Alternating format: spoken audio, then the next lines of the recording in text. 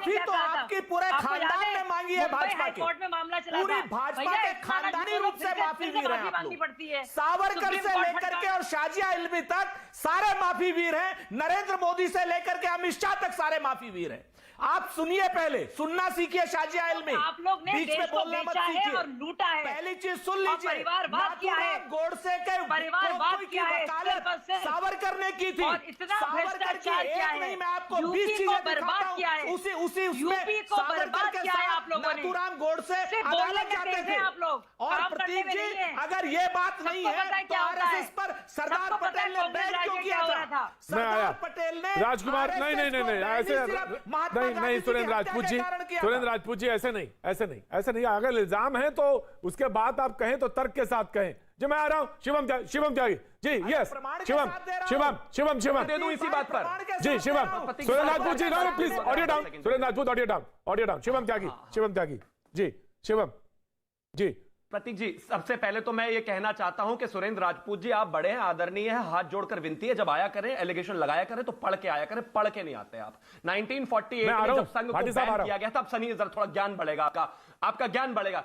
JP Narayan जो हैं उन्होंने एक स्टेटमेंट दिया था जिसमें उन्होंने कहा था कि सरदार वल्लभ भाई पटेल को अक्सर संघ के प्रति थोड़ा सॉफ्ट माना जाता है, तो इनको गांधी जी की हत्या के बाद अपनी राय तय करनी पड़ेगी और तटस्थ होना पड़ेगा। यह ऑन रिकॉर्ड है। संघ को उसके बाद प्रेशर में बैन किया गया, लेकिन उस बैन की जो चिट्ठी है वो भी अभी मैं आपको दिखाऊंगा, जिसमें लिखा गया कि बैन किया गया, अलग अलग जगह चोरी की घटनाएं, ये सब बना के गांधी की हत्या नहीं किया गया था। और दूसरी बार 1975 में जब इमरजेंसी लगी थी तब किया गया था, और तीसरी बार 1992 में किया गया था। क्या कुछ भी आकर बोलते रहते हो?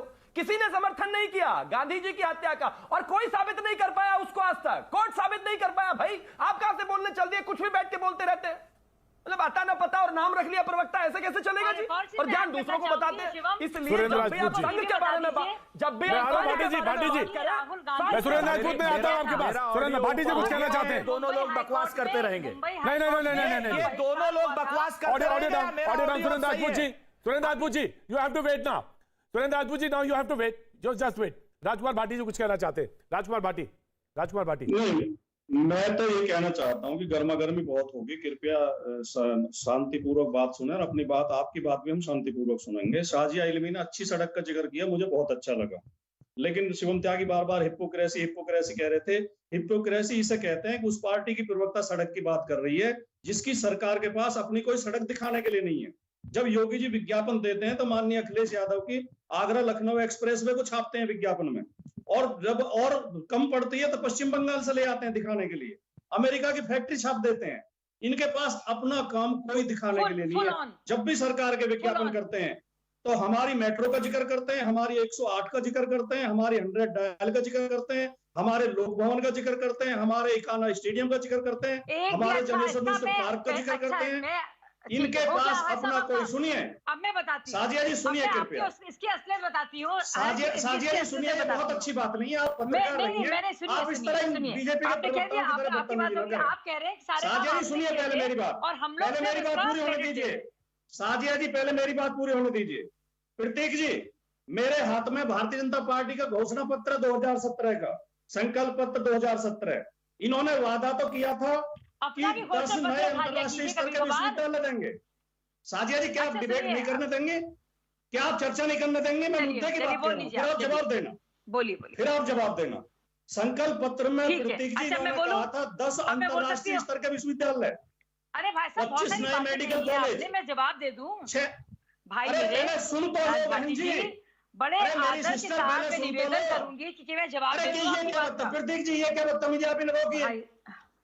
सुन तो लीजिए, शाजिया सुन लीजिए, बात सुन लीजिए। बहुत देर से सुन रही हूँ, मुझे बहुत सारे जवाब। नहीं अभी सवाल नहीं आया शाजिया, सवाल नहीं आया। सवाल उन्होंने कहा ना एक्सप्रेसवे का, थोड़ी हिम्मत जुटाओ, कनेक्टिविटी का। शाजिया राजकुमार भाटी जी अपनी बात कर लीजिए, राजकुमार भाटी जी अपनी बात कर लीजिए, पूरी बात करिए। केवल 2 वाक्य बोलना चाहता हूँ, केवल 2 वाक्य, बहन जी सुन लीजिए आप जी।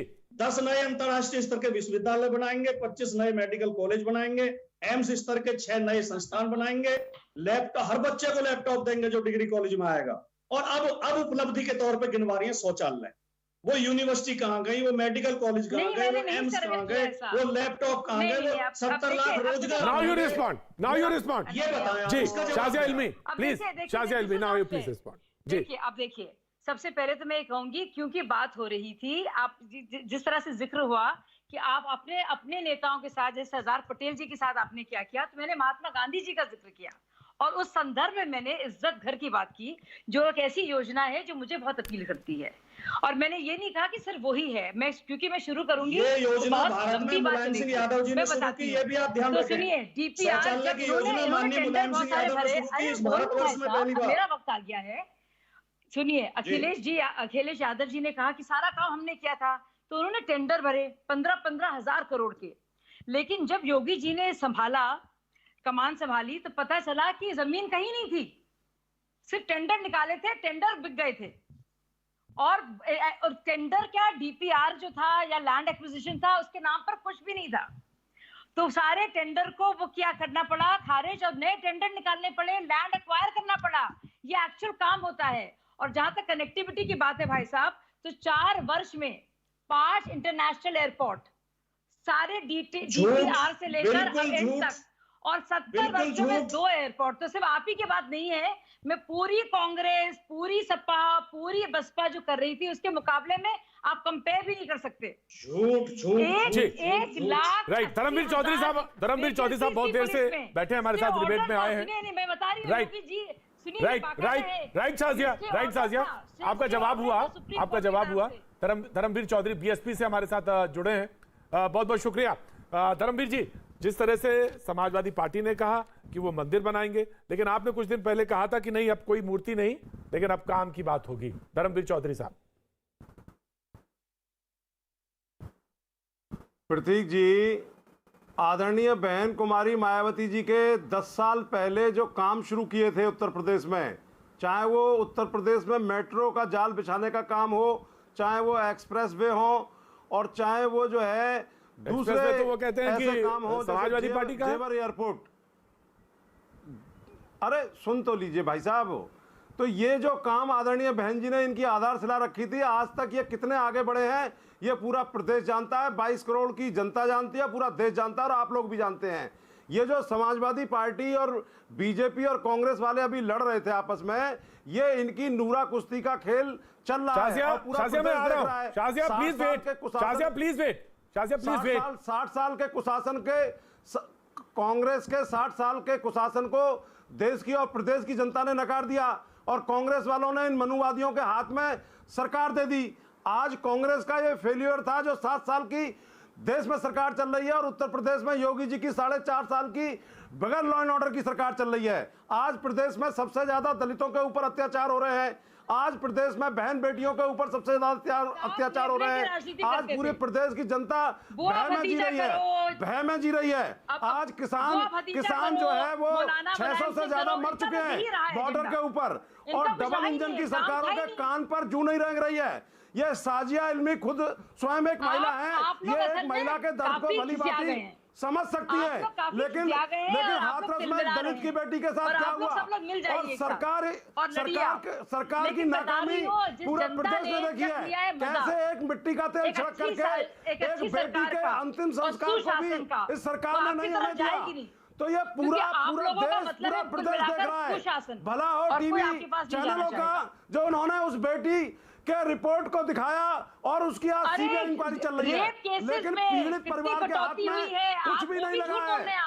नेशनल क्राइम ब्यूरो रिपोर्ट के आंकड़े हैं ये। प्रतीक जी, 500 से ज्यादा ब्राह्मण समाज के लोगों की हत्या हो चुकी है। आज ये महंगाई की बात करके आए थे, आज महंगाई का दर कितना